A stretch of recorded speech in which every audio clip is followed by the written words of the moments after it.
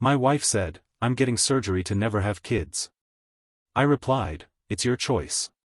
Then everything changed. I walked away, married her closest friend, and when Easter came with pregnancy news, she collapsed inside. I remember the music first, her words still echoing inside me, a soft piano drifting above the clinking of glasses, the murmur of couples leaning close, the occasional burst of laughter from a corner table. It was supposed to be our anniversary dinner, a celebration of 3 years together, yet nothing felt like a celebration. My wife, Elena, sat across from me in a dark green dress that shimmered beneath the restaurant's low light. She looked perfect, calm, almost distant, her hands folded neatly on the white tablecloth. Do you like the wine? She asked, her voice even, her eyes searching mine. It's good, I said. A little dry, but good. You always prefer sweet. She smiled faintly, not warmly. Sweet pairs better with fish, I joked, trying to lighten the air. She didn't laugh. She picked up her glass, swirled the red liquid, and stared into it like she could see the future. Then she set it down, leaned forward, and said the words that would crack my life open. I'm having surgery, she said flatly. Next month. I blinked, waiting for more. What kind of surgery? A procedure. Permanent. I won't be able to have children afterward. The fork slipped from my hand and clattered onto the plate. People at the nearby table turned briefly, then back to their meals. My voice caught in my throat. You mean, I swallowed hard. You mean you've scheduled it already? Yes. She said it with no hesitation, as though she were confirming a reservation. And you didn't think to, my voice rose, then I caught myself. You didn't think to talk to me first. Her lips pressed into a thin line. It's my body, Jake. My choice. I don't need permission. I never said you did, I replied quickly, shaking my head. But we're married. You didn't think I should at least know before you booked something that changes our lives forever? Elena exhaled sharply. Our lives? No. My body, my decision. This isn't about you. I leaned back, my heart pounding, my palms damp against the edge of the table. Not about me. Elena, we talked about this. When we met, when we got engaged, you told me you wanted kids someday. She raised her glass, sipped, and set it down with clinical precision. People change their minds. Just like that? I snapped. 3 years of marriage, years of planning, and you changed your mind without even a conversation? Lower your voice, she said sharply. You're making a scene. I'm making a scene. My laugh was bitter, raw. You drop a bomb like this over dinner and I'm the one embarrassing us? Yes, she said coldly. Because you can't accept reality without dramatics. I won't apologize for being honest. I stared at her across the table, her expression calm, almost detached, as though she had rehearsed this. My chest burned with words I couldn't force out. The room around us blurred, the piano, the laughter, even the wine's sharp aroma faded into a dull haze. Finally, I forced myself to breathe, to lower my voice. You know what hurts? I said quietly. It's not the surgery. It's not even the kids. It's that you decided without me. Like I was never part of the equation. Like I never mattered. Her eyes flickered, the faintest crack in her composure. You're being dramatic. No, Elena, I whispered. I'm being honest. Silence stretched between us. The waiter approached, asked if everything was all right, but Elena waved him away without looking at me. She reached for her napkin, folded it neatly, and placed it beside her plate. I don't want to fight tonight, she said. I just wanted to tell you. I leaned forward, my voice steady now, my anger pushed deep beneath the surface. Then let me say this once. If you've already decided, then there's nothing for me to fight about. Her brow furrowed slightly. What do you mean? I swallowed the lump in my throat, forced my lips to form the words that were both surrender and declaration. Your decision, I said softly. It's your decision. She studied me for a long moment, as though waiting for me to explode, to beg, to argue. When I didn't, she straightened her shoulders, lifted her chin, and nodded once, like the matter was closed. I forced myself to smile, though it felt like glass splintering in my chest. "Congratulations, Elena," I said bitterly. "You win." "I'm not trying to win anything," she replied coolly. "Of course not," I said. "You've already decided." "I'm just the man sitting across the table, pretending he still has a say." Her jaw tightened. "If you can't handle this, maybe," she stopped herself, shook her head. "Never mind." "Maybe what?" I pressed. "Maybe I should just leave. Maybe this marriage doesn't mean anything anymore." Her eyes narrowed, but she didn't answer. She picked up her glass again, sipped slowly, deliberately, as though my words were background noise. The waiter returned, asked if we wanted dessert. I opened my mouth, but Elena cut me off. "No," she said quickly. "Just the check." The check arrived. She reached for her purse, but I stopped her hand. "I've got it," I said. My voice was calm now, too calm, like the eye of a storm. She didn't argue. She let me pay, then stood, straightening her dress. "Ready?" I nodded, though my legs felt heavy as stone. We walked out of the restaurant together, side by side, but I'd never felt further from her. The night air hit my face, sharp and cold. She pulled her coat tighter around her shoulders. "Don't be angry," she said as we reached the car. "I told you because I respect you." "Respect?" My laugh was hollow. "Elena, you killed the life we planned together, and you call that respect?" Her hand froze on the door handle. For the first time all night, her eyes softened, a flicker of doubt slipping through her mask. "Jake. I just can't be that woman. I can't be a mother. I'd lose myself." Her voice cracked slightly, and for a second I almost believed her pain. But then she shook her head, straightened, and the cold armor returned. "You'll understand one day," she said firmly. I opened my door, slid into the driver's seat, and gripped the steering wheel until my knuckles whitened. The silence in the car was unbearable. Finally, I whispered, almost to myself, "I already understand. You made your choice." She turned to me, searching my face. "And you?" I met her eyes, my voice steady, empty. "I'll live with it." The engine roared to life. The road ahead was dark, endless, and I drove into it without another word. Inside, though, I felt something breaking, collapsing under its own weight. The woman beside me wasn't the woman I had married. And I wasn't sure if I could survive the version of myself she was leaving behind. I hadn't slept in 3 nights. I lay awake beside Elena, listening to the steady rhythm of her breathing, wondering if it was real sleep or just practiced silence. The glow of her phone lit the dark more than once, the screen flashing at midnight, 1, 2 in the morning. She'd turn her back, thumb tapping fast, then slip it under her pillow when she felt me stir. At breakfast, the silence was suffocating. I pushed my fork against the eggs, pretending to eat. "Elena," I said finally.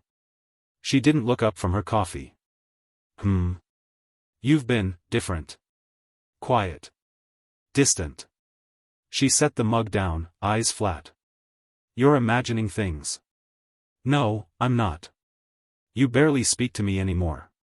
You eat, you scroll, you leave. That's it. You want me to perform for you? To smile and chatter so you feel better?" "I want my wife," I said, my voice cracking despite me. She sighed, as though exhausted by my existence. "Maybe your expectations are the problem." "My expectations?" I leaned forward. "My expectation was that when we married, we'd talk. We'd share things. You didn't even talk to me about the surgery, and now. God, are we circling back to that again?" she snapped. "Yes, because it changed everything." Her chair scraped back slightly. "No, Jake. You let it change everything." I laughed bitterly. "You really believe that?" "Yes," she shot back. "You're obsessed. You keep picking at it like a wound. I told you my decision, and you can't let it go. Because it wasn't just your decision, it was ours. Or at least, I thought it was." "Stop romanticizing it," she said coldly. "Not everything has to be a joint vote." I stared at her, the words like glass in my throat. "You promised me, Elena." When we first talked about the future, you promised. Her eyes flickered, just briefly, before she looked away. People promise things when they're young and foolish. We're not old, Elena. We're married. That promise meant something to me. Well, maybe it meant something only to you. The words hit harder than any slap. I sat back, gripping the edge of the table. My chest burned, my head spun, but I forced my voice low. Then say it, I whispered. Say you don't love me anymore. She froze, her mouth tight, her fingers trembling on the coffee handle. Then she set it down slowly, lifted her chin, and said, "You're being dramatic again. That's not an answer." "I don't owe you one," she snapped, standing abruptly. I stood too. "Elena, what's going on? Tell me the truth." She grabbed her phone from the counter. "There is no truth to tell. I don't want children. End of story. It's not just that." My voice rose. "Your phone buzzes all night. You hide it from me. You leave the room to answer. Don't tell me nothing's happening." Her eyes went cold, her mouth twisting. "You're paranoid." "Maybe I am," I said, heart pounding. "But paranoia comes from somewhere. You're suffocating me, Jake. That's the problem." "No," I said, shaking my head. "The problem is you don't trust me enough to be honest." She scoffed. "Honest? You can't handle the truth. You proved that the second I told you about the surgery." "Then prove me wrong," I pleaded. "Show me what's on your phone." Her body stiffened. "Excuse me?" "Show me your phone," I said again, steady. "If I'm paranoid, if it's all in my head, then prove it. Show me there's nothing to hide." Her laugh was sharp, almost cruel. "Wow. You've really sunk low.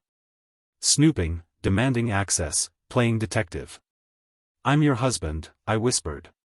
"Why does that feel like it means nothing to you anymore?" "Because you're not acting like one," she snapped.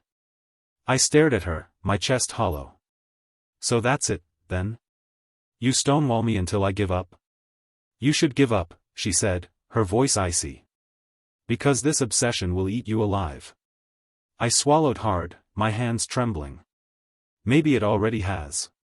She turned, walked down the hall, and slammed the bedroom door. I stood in the kitchen, the silence deafening. My mind screamed, she doesn't love me. She's hiding something. She's already gone. That night, I lay awake again. The clock glowed 2:14. Her phone buzzed under the pillow, a muffled vibration that tore through the quiet. She shifted, turning onto her side, slipping into what looked like sleep. My chest ached. My hands itched. I stared at the faint light bleeding from beneath the pillow. "Don't do it," I told myself. "Don't become that man."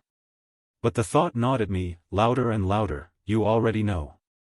You just need proof." Slowly, carefully, I slid my hand under the pillow. My fingers brushed the phone. She stirred but didn't wake. My pulse thundered as I pulled it free, the glow burning my eyes in the dark. I hesitated. One swipe, one passcode, and everything would change. The screen opened with her birthday. She hadn't even bothered to change it. Messages filled the screen, threads, names I didn't recognize, conversations at hours when I was sleeping beside her. My stomach lurched. I scrolled, hands shaking, until one name appeared again and again, Aaron. Her words were there in black and white. "I wish I could be with you instead. He doesn't understand me. After the surgery, nothing will tie me down anymore." I stopped breathing. The room spun. My throat closed, and my hands nearly dropped the phone. I set it back under the pillow carefully, my body trembling, my mind screaming.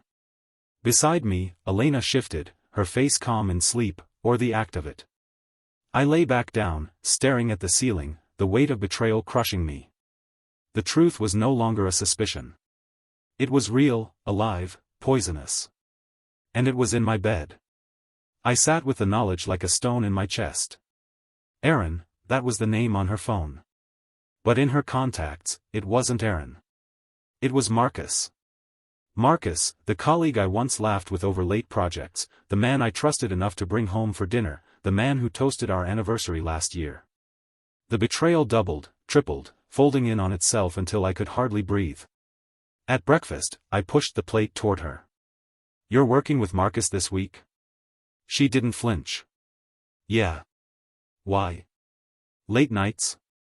"Probably." "Funny," I said softly. "He hasn't mentioned it." Her fork paused midair. "You've been talking to him?" "We used to talk all the time." I kept my tone steady. "Not so much lately." She set the fork down slowly. "Then maybe you should call him. Catch up." "That's a good idea," I said. "I'll do that." Her eyes flickered, then she forced a smile. "You should. Marcus misses you." The lie was so clean, so polished, I almost admired it. Almost. That night, I sat on the couch while she scrolled on her phone. "You working late again tomorrow?" "Yes." "With Marcus?" "Do you ever get tired of him?" She looked up sharply. "Why would you ask that?" "Because you come home drained." "I just thought. You're jealous." She laughed without humor. "That's what this is." "Shouldn't I be?"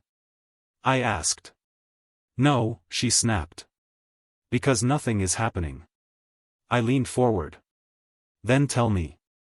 Look me in the eyes and say you're not sleeping with him." Her jaw tightened. "I'm not dignifying that." "Because it's true," I whispered.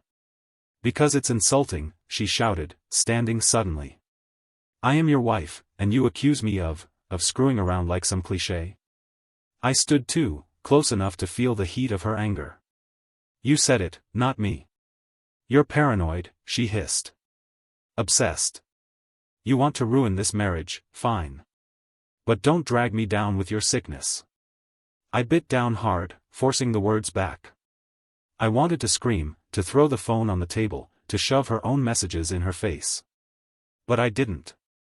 Not yet. Instead, I said quietly, "Maybe you're right. Maybe I'm imagining things." She blinked, caught off guard by my retreat. Finally, she muttered, grabbing her bag. "You admit it."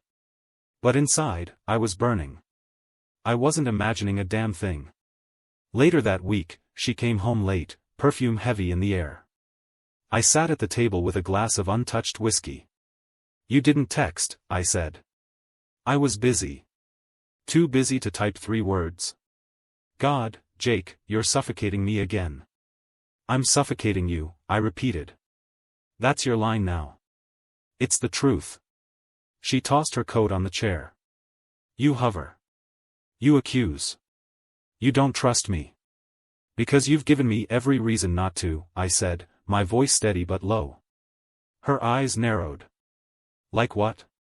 "Like disappearing until midnight. Like your phone lighting up at 3 in the morning. Like whispering Marcus's name when you think I'm asleep." She froze, color draining from her face. Then she laughed, brittle and sharp. "You're insane." I leaned forward, my palms flat on the table. "Am I?" "Yes." She folded her arms. "You've created this fantasy in your head, and you're too blind to see how ridiculous it is."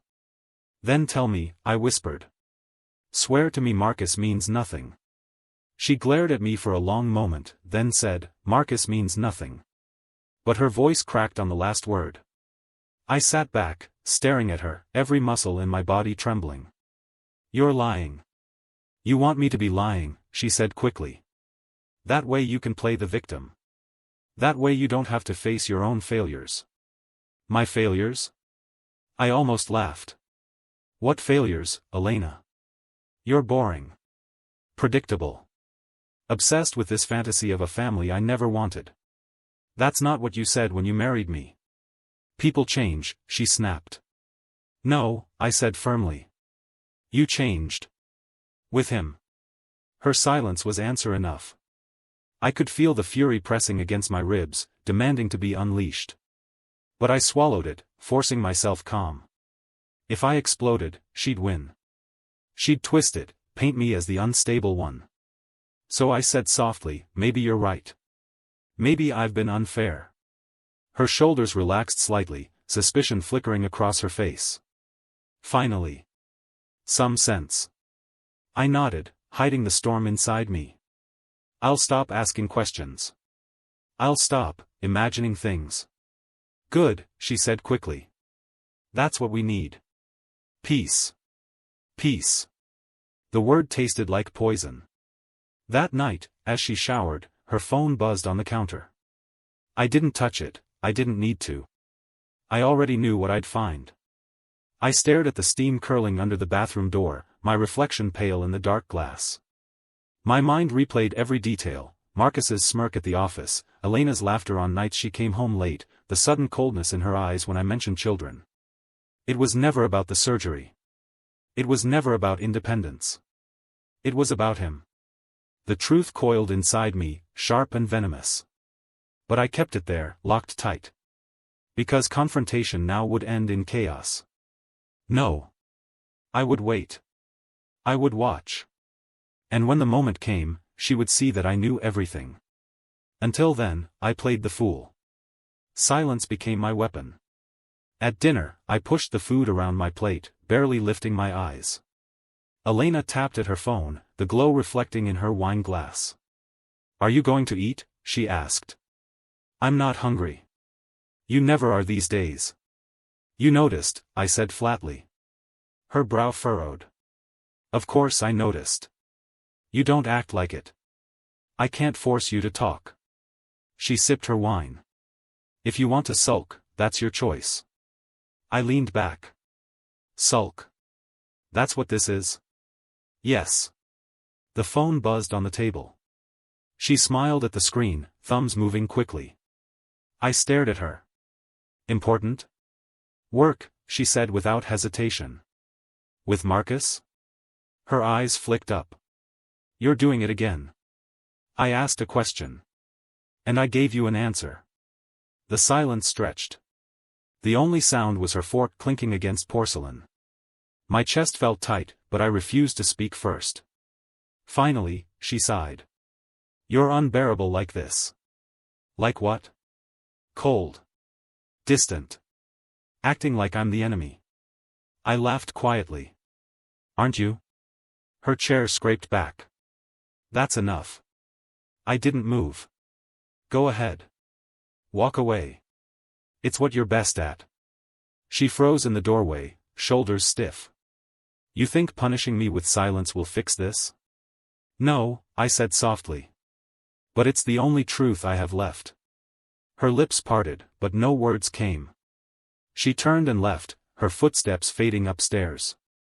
I sat alone, staring at her abandoned glass of wine.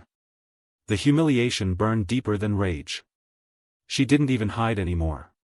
She texted him in front of me, smiled at him in words I couldn't hear. Later, she slid into bed beside me. You don't even touch me anymore. I kept my eyes closed. Why would I? Because I'm your wife. You stopped being that the moment you gave yourself to someone else. Her breath hitched. You don't know what you're saying. I know exactly what I'm saying. She was quiet for a long moment. Then why stay? I opened my eyes, staring at the ceiling. That's the question, isn't it? Her voice trembled, but it wasn't guilt, it was irritation. If you hate me this much, leave. I turned my head slowly, meeting her eyes in the dim light. You'd like that, wouldn't you? She swallowed hard.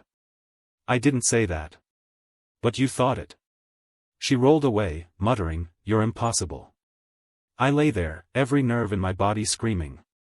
Should I fight for her? Should I expose her? Should I walk away? Each choice twisted inside me, tearing at what little was left of the man I thought I was. The next morning, I made coffee in silence. She breezed in, humming. You're cheerful, I muttered. It's a new day. Must be nice. She shot me a glance. You don't have to be bitter all the time. I'm not bitter. Then what are you? I looked her dead in the eye. I'm betrayed. Her lips pressed into a thin line. You keep saying that word. Betrayed. Like you're some victim. I am. No, she snapped. You're dramatic. Always clinging to promises, always acting like life has to follow your script. And yours is better? Mine is real. Real? I almost laughed. Sneaking texts at the dinner table is real? Whispering his name in your sleep is real? Her face blanched. That's not. It is. I cut her off. You can lie all you want, Elena. But you can't erase what I've heard. She slammed the mug down so hard coffee splashed across the counter. Then what do you want from me? I lowered my voice, cold as ice. I want you to admit it. Her chest rose and fell, quick, shallow. Fine. I talked to him. So what? Maybe I like the attention. Maybe I like feeling wanted again. The word struck like a blade. And I don't make you feel that way? Not anymore, she whispered. The silence that followed was heavier than any scream. Finally, I said, then we're done. Her eyes widened. You don't mean that. I do. You'd throw everything away? You already did, I said, turning from her. She grabbed my arm. You can't just. I shook her off. Watch me. For days after, the silence grew louder. She didn't stop texting him. In fact, she grew bolder, laughing at her phone while I sat across the table. She wanted me to break, to beg. But I didn't. At night, when she turned her back to me, I whispered to myself, never again. Never let betrayal go unpunished. I thought of the promises I made as a man, that I would protect, provide, and above all, never allow myself to be made a fool. And now, every look she gave him was a reminder. Every careless smile was a knife twisting deeper. I had a choice. Fight. Expose. Or walk away. But one thing was certain, would not forgive. Not this. Never this. I lay awake in the dark, staring at the ceiling. Her voice floated through the thin walls, sharp and intimate. Marcus, she whispered, her tone soft, warmer than anything she'd offered me in months. I'm glad I'll never have to carry his children. His. Me. I froze, every nerve in my body screaming. My chest tightened. My throat burned. My heart cracked in silence. I sat up, fists clenched, listening. She laughed quietly. No, he has no idea. He's too blind. Every syllable cut into me. My vision blurred, rage simmering under my skin. I waited until I heard her footsteps, the creak of the floorboards, the bedroom door easing open. She slipped into bed like nothing had happened. I turned toward her.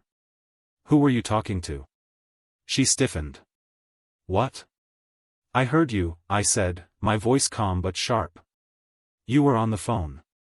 It was just a friend, she replied quickly, rolling away. I stared at the back of her head, my breathing slow. Marcus? She didn't answer. Say his name, I demanded. She turned, her face hard. You're paranoid. This obsession of yours is pathetic. I swallowed the ache. Pathetic? Hearing you say you'll never carry my children is paranoia? Her eyes widened for a second, then narrowed into disdain. So you were eavesdropping. How low can you sink? I'm asking you, I whispered. Is it true? Her lips curled into something cruel. Yes. It's true. I never wanted your children. I never wanted this life with you. The words slammed into me like a hammer. My body trembled, but it wasn't weakness. It was fury. I sat up straighter, locking eyes with her. You married me. You promised me everything. Why? She laughed bitterly. Because I thought I could settle. I thought I could be content. But you bore me, and this life suffocates me. Her voice dripped venom, each word stripping away whatever illusion remained. I leaned forward. And Marcus? She didn't flinch. Marcus gives me what you never could. Passion. Freedom. A future I actually want. The room spun, but my expression hardened. So all these years meant nothing? They meant convenience, she said coldly. You were stable, predictable. Safe. But safe isn't love. My jaw ached from grinding my teeth. My hands shook, not from fear, but from the storm inside me. You could have told me, I said slowly. Would it have mattered? She shot back. You cling to this fantasy of us, but it's over. It's been over.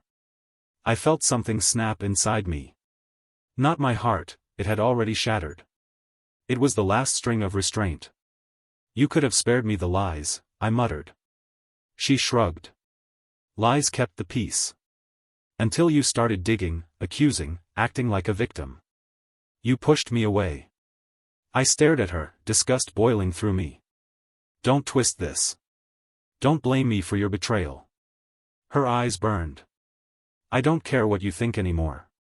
I don't love you. I never will again. Accept it. For a long moment, silence stretched between us. My breathing slowed. The rage cooled into something sharper, deadlier. I smiled. Thank you. Her brows furrowed. For what? For telling me the truth, I said quietly. She scoffed. The truth you forced out of me. Don't act noble. But I only nodded. Still, thank you. She turned away, clearly done with the conversation, dismissing me like a nuisance. She didn't realize what those words meant, what they carried. Inside, I was no longer broken. I was resolved. I lay back on the bed, staring at the ceiling again. My hands finally stilled. The storm within me had found direction. Her breathing steadied as she drifted into sleep, unbothered, unrepentant. I whispered into the darkness, so soft she couldn't hear. You'll regret every word. And I smiled again, not from peace, but from the quiet fire that had taken root in me. The breaking point had come. And I was no longer the man she thought she could betray without consequence. I started like a surgeon, precise and quiet. Dave, I said the first time I told him, I need to know what my options are. He looked up from the papers, eyebrows raised. You want to file? I want leverage, I answered. Not a war. Control. He smiled, slow. You want justice without a scene. Exactly. I watched him push his glasses up. Can we get messages? Bank transfers? Anything that proves betrayal and secret arrangements? We can, he said. But you can't leak it. Not yet. Good. I closed my eyes. The word leverage felt like an instrument I could use. It made me steady. At home, I became a collector. I printed screenshots, archived emails, copied bank statements, cataloged dates. Each paper I slid into folders calmed me a little. Every receipt I found where she had withdrawn cash, every reservation for dinners that matched late-night texts, became a thread I could pull. You're obsessing, Anna said the day she came by, her face soft with concern. She perched on my couch with a mug in her hands. You've shut down. I'm doing due diligence, I replied. She ignored the joke. You look tired. You never leave the house. Are you eating? I eat when it's convenient, I said, and immediately regretted the hardness in my voice. Talk to someone, she urged. A therapist. You're not built to carry this alone. I said I was fine, I said, sharper than I intended. She leaned forward. Jake. No, I interrupted. Not yet. This isn't about feeling better. It's about being smart. She stared at me, hurt and something like fear in her eyes. You used to be warm. I'm cold now, I said plainly. It keeps me focused. Nights were the worst. I'd sit at the kitchen table surrounded by printed conversations, lit only by a lamp. The apartment smelled faintly of Elena's perfume, and that made the paper feel like rotten fruit, sweet on the surface, rotten inside. You look like a ghost, Eleanor said over the phone. Are you okay? I'm managing, I said. You can't manage everything yourself.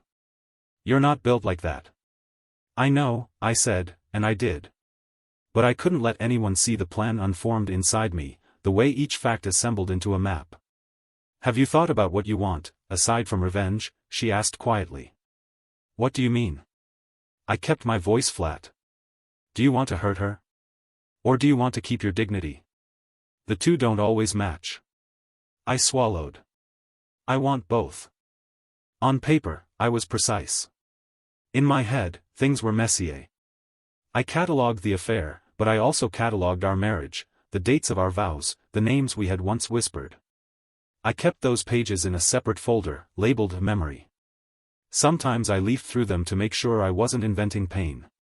Other times I stared at them and felt nothing. You're doing all of this alone? Dave asked one evening, surprised. No friends, no family? It has to be clean, I said. No drama. Drama can be useful, he countered. But you're right, this has to look deliberate. I had to be careful. If Elena smelled my intent, she'd cover her tracks.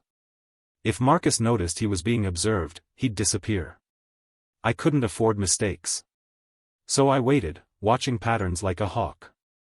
Why don't you confront her? Anna pressed during another visit. Show her the evidence, make her squirm. Because that gives her control, I said. Confrontation is theater.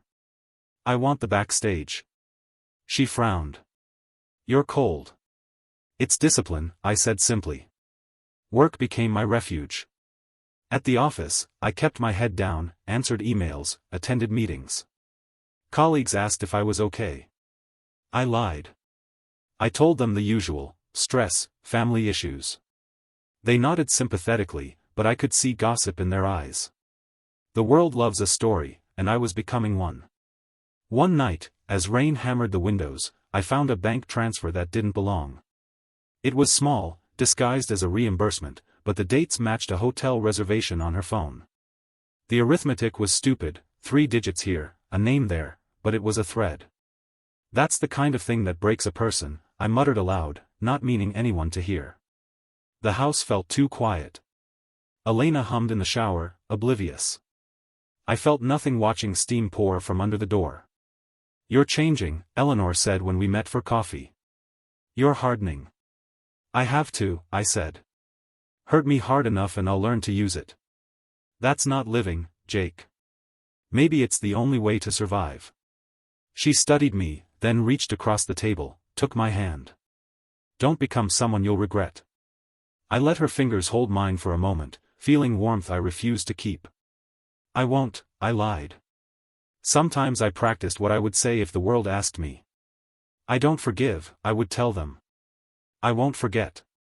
Other times I rehearsed silence, because silence was sharper than a speech, because silence let other people's words seal their fate. People noticed. A neighbor left a casserole on my doorstep with a note. Thinking of you. I didn't open it right away. You have to be deliberate with kindness in times like this, it can be used against you or for you. Days blurred. I started a binder for every type of evidence: texts, emails, photos, receipts, timelines. Each entry had a date, a short note, and a verdict: incriminating, corroborated, inconclusive. I labeled Marcus's entries with a red sticker. The red looked satisfying. What's the endgame? Anna asked finally, voice small. To be free on my terms, I said. To take what I can and use it to build something without the rot.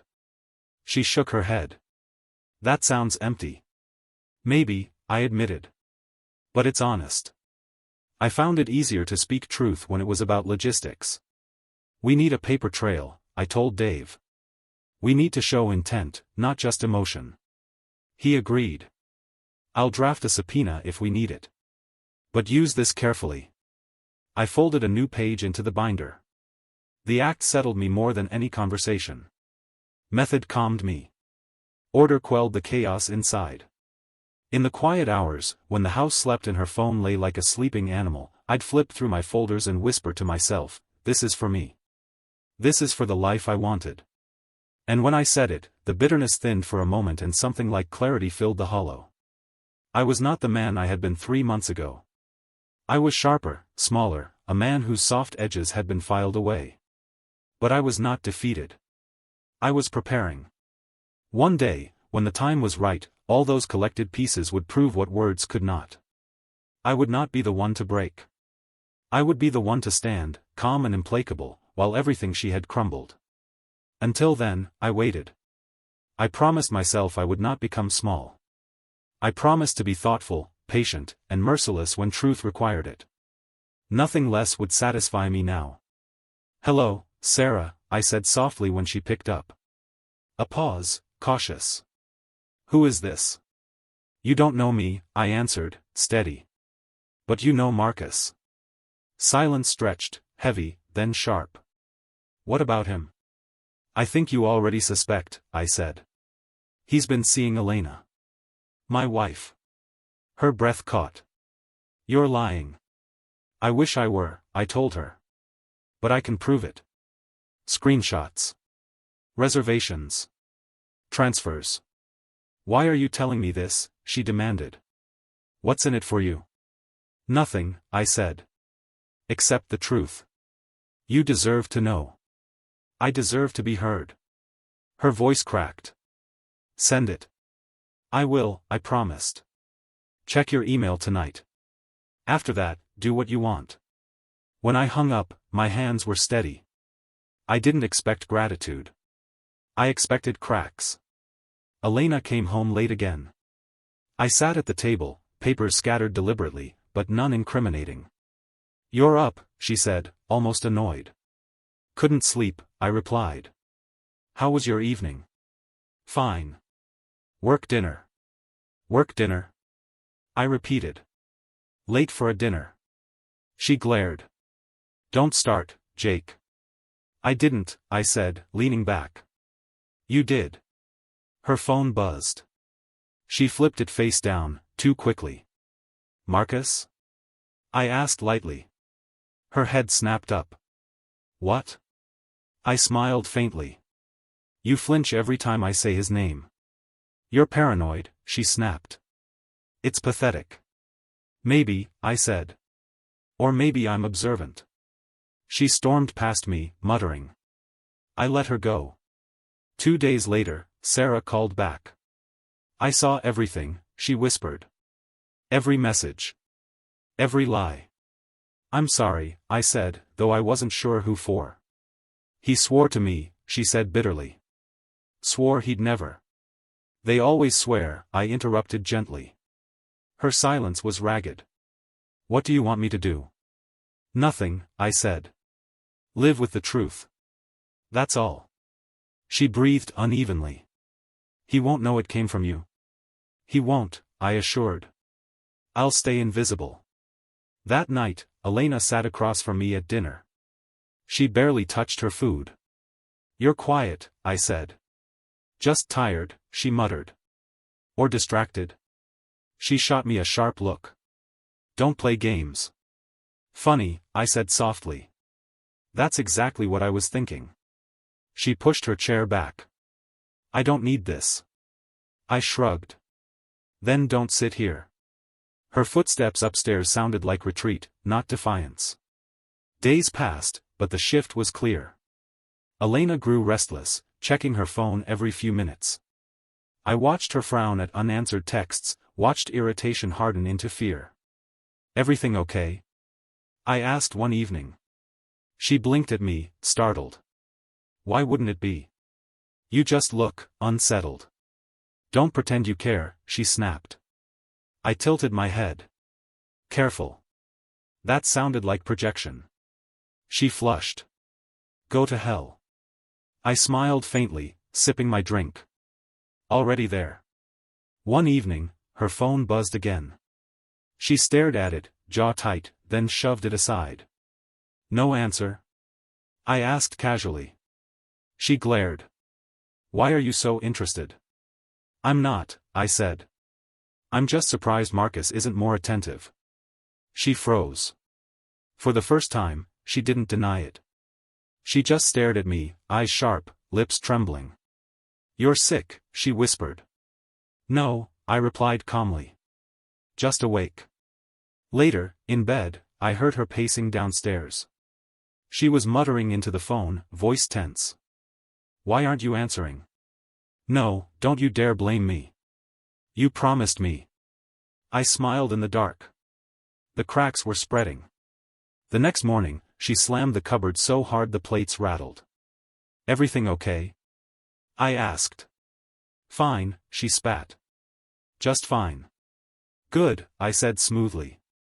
"Because you don't look fine." "Stop watching me," she hissed.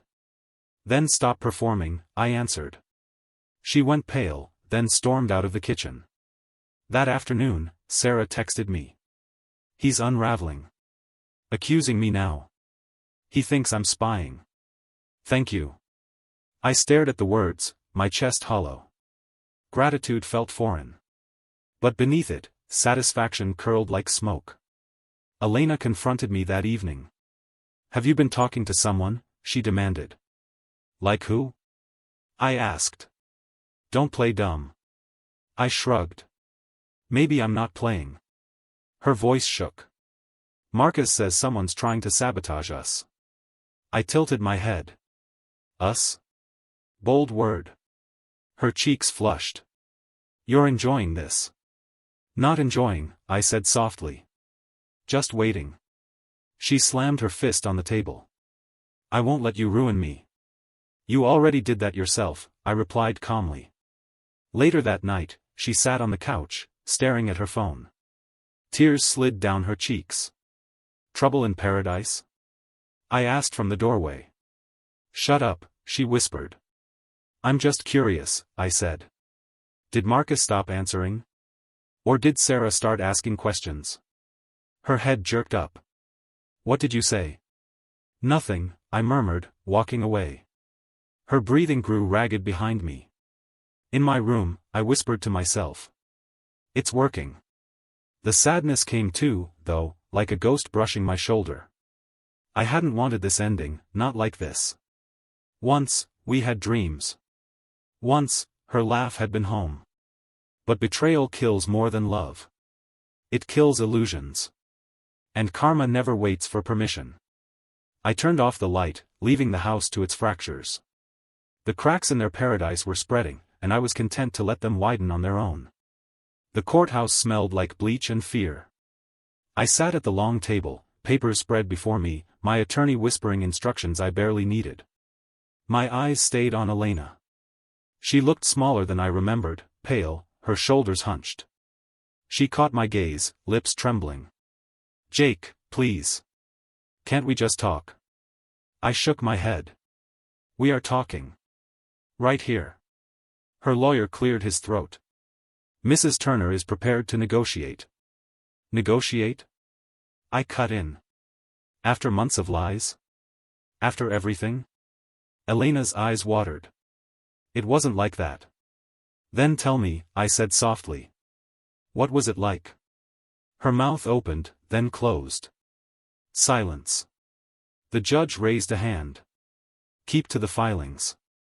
We're here to finalize property, accounts, and custody of," he glanced at the empty line. "Well. There are no children." Elena flinched. I didn't move.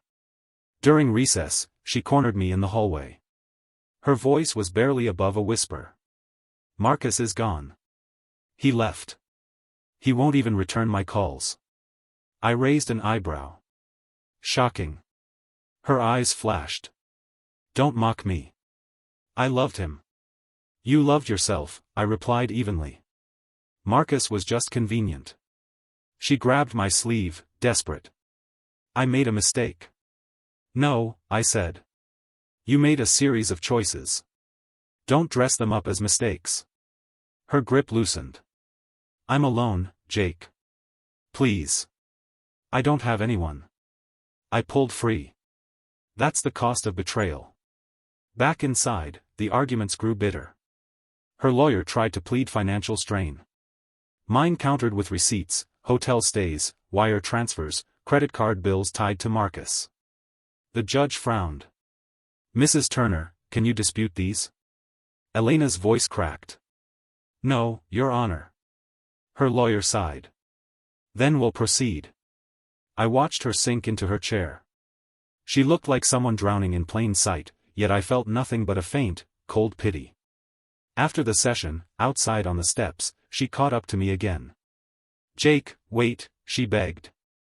I stopped, not for her, but to end this once and for all. What now? Her eyes searched mine. Can't you forgive me? We can start over. I'll be better. You'll what? I asked. She stammered. I'll be the wife you wanted. I'll make it right. I shook my head slowly. It's too late. You carved this path yourself. Her voice broke. I was scared, okay? Scared of being a mother, scared of losing myself. Marcus made me feel alive. And now? I asked. Now I have nothing, she whispered. I exhaled. Then maybe it's time you sit with that. Days later, news spread among our circle. Friends stopped calling her. Family withdrew support. She texted me in bursts, messages dripping with panic. Jake, please answer. I'm not well. The surgery. I can't recover alone. I'm sorry. Please. I need you. I stared at the words, then set the phone down. One evening, she showed up at my apartment door. She looked frail, her complexion washed out, movements slow. Jake, she said softly. I'm sick. I need help. I leaned against the frame. You should call a doctor. Tears welled. I already did. But I need you. Why me? I asked. Because you loved me once, she whispered. Because you're the only one who knows me. I studied her. No. I knew who you pretended to be. Her lips quivered. Please, Jake. Don't leave me like this. I shook my head. You left me first. She pressed her hand to her stomach, wincing. I don't want to die alone. You won't, I said flatly. You'll just live with yourself. That's worse. At the next hearing, she broke down openly before the judge. I never wanted things to end this way. Jake, please, I beg you, don't take everything from me. The judge tapped his gavel. Mrs. Turner, direct your comments appropriately. But her eyes stayed on me, red and swollen. Jake, I'll change. I swear it. I looked at her steadily. You already changed. Into someone I don't recognize. She sobbed. The courtroom echoed with it. But my chest was quiet, my breathing steady. Afterward, my sister Eleanor hugged me. You're stronger than I imagined, she whispered. I smiled faintly. Strength isn't the right word. It's just emptiness. You can't be broken twice. She glanced at Elena across the hall, slumped against the wall, sobbing. Do you pity her? Yes, I admitted. But pity isn't love. That night, Elena called again. I answered this time, just once. Her voice was hoarse. Why did you do this? Why destroy me? I didn't destroy you, I said calmly. You destroyed yourself. I just stopped saving you. Her breath hitched. I can't live like this. You'll learn, I said softly. We all do. Jake, she started. I hung up. For the first time in months, I felt peace. Not joy, not triumph. Just the calm of a storm that had finally passed. Elena was gone from my heart, gone from my future. All that remained was the echo of her downfall, and my silence standing taller than any revenge I could have planned. I stood in front of the mirror, buttoning my shirt, feeling a calm I hadn't known in years. For once, the reflection staring back wasn't a man broken by betrayal. My phone buzzed on the counter. Elena's name lit up the screen. I let it ring. A knock at the door followed. It was Daniel, my oldest friend. He grinned when I opened. You're actually smiling. I thought I'd never see it again. I guess I remembered how, I said. He stepped inside.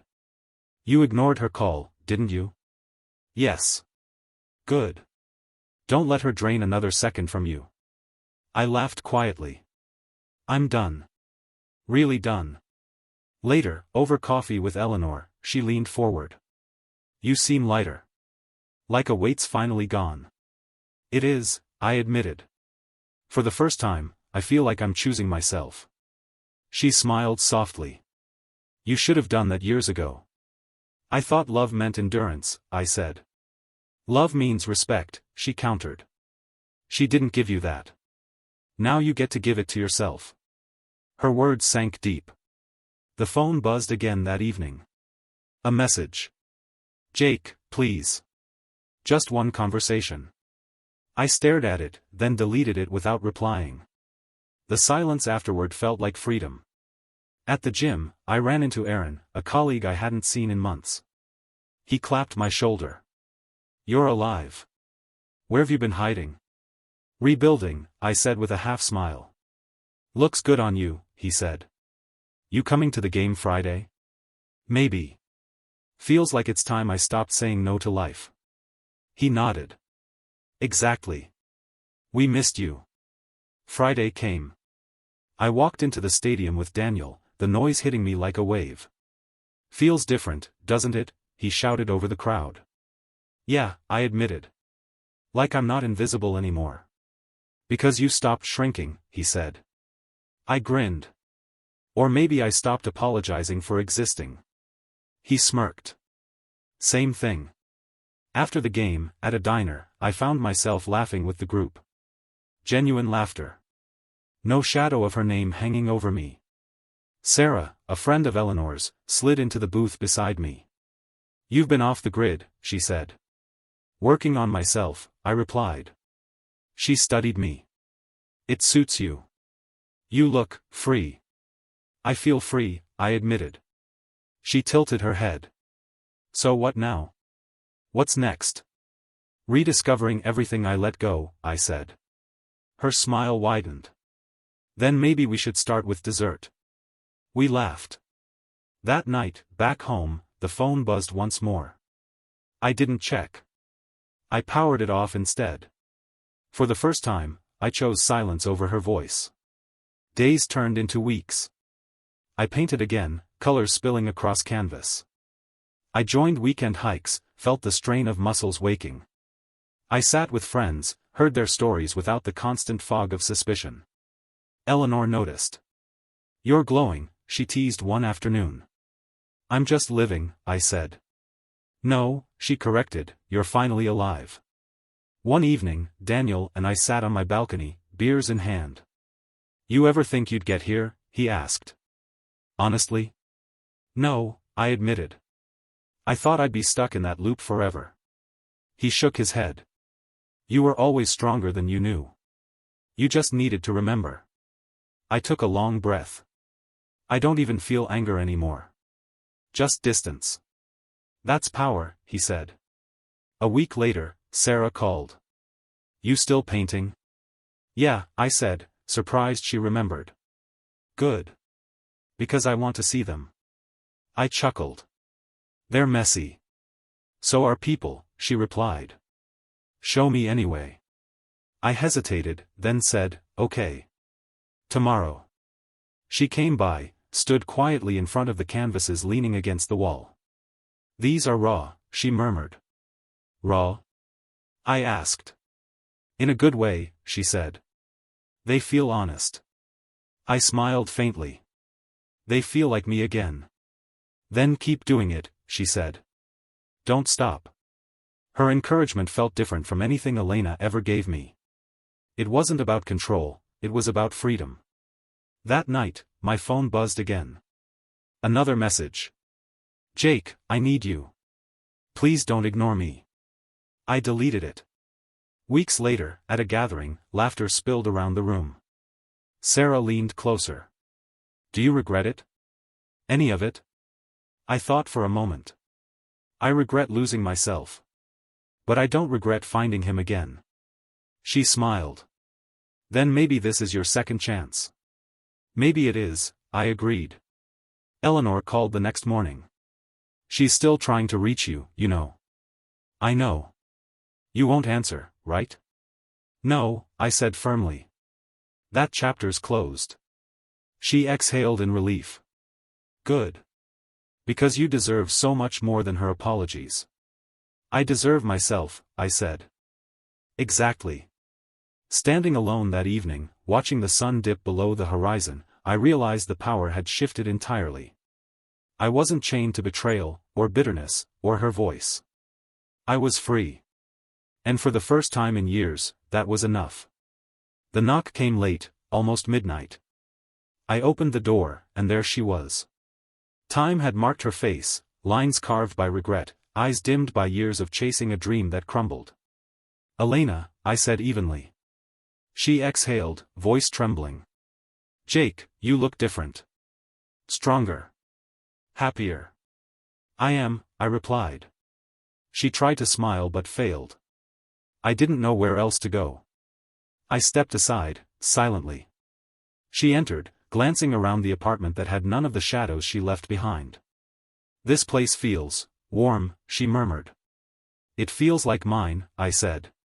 She nodded, swallowing. "I don't deserve to be here." "Probably not," I agreed. She sat at the edge of the couch, twisting her hands. "I've rehearsed this moment 1,000 times. None of the words seem right." "Say them anyway," I said. Her eyes filled. "I'm sorry." I leaned back, arms crossed. "For what, exactly?" "For destroying us. For betraying you. For thinking Marcus was my future when he was just another lie." "You chose him," I said calmly. Her voice cracked. "And he left. He left me broken, Jake. Alone. I thought I had everything. Now I have nothing." I studied her quietly. "You don't have to look at me like that," she whispered. "Like I'm already buried."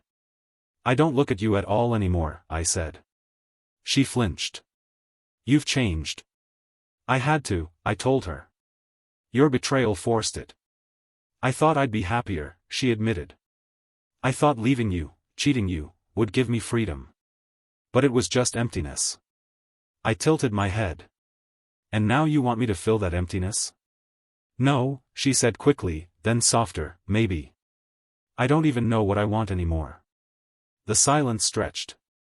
She wiped her cheeks, voice shaking. "I kept thinking about the night you smiled at me after I said I didn't want your children. That smile haunted me. It was like you knew something I didn't."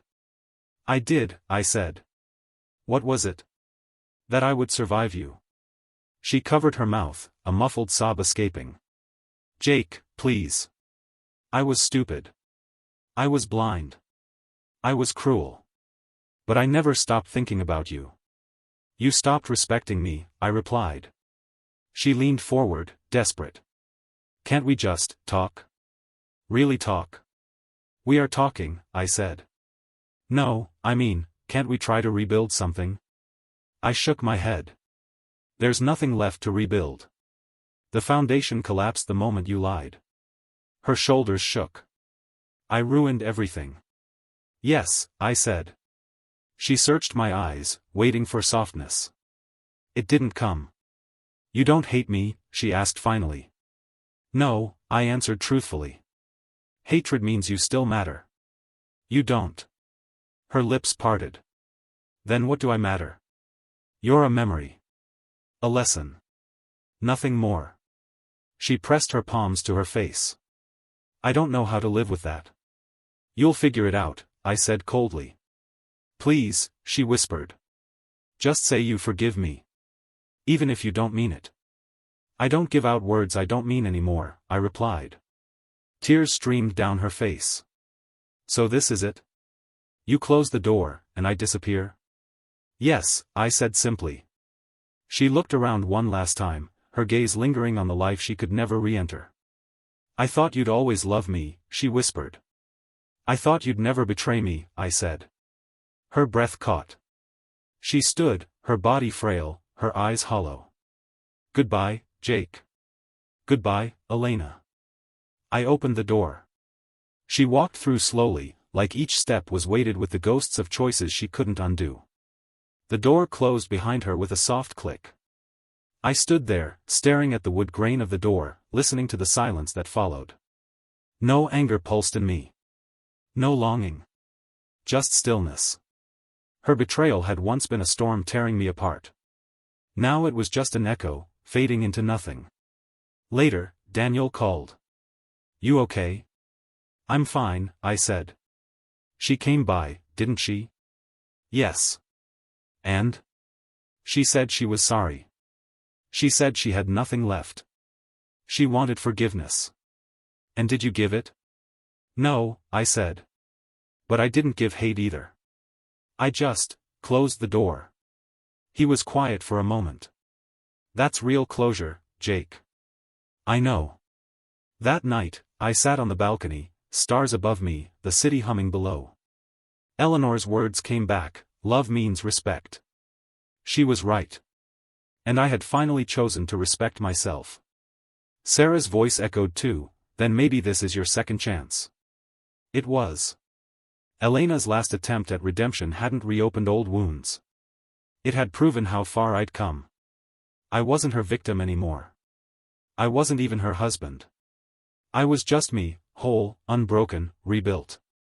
I whispered to the night, her betrayal destroyed me. But it also rebuilt me. The wind carried the words away. Sometimes the harshest endings give us the strongest beginnings. I leaned back in my chair, closed my eyes, and let the silence settle. But this silence wasn't pain. It was peace.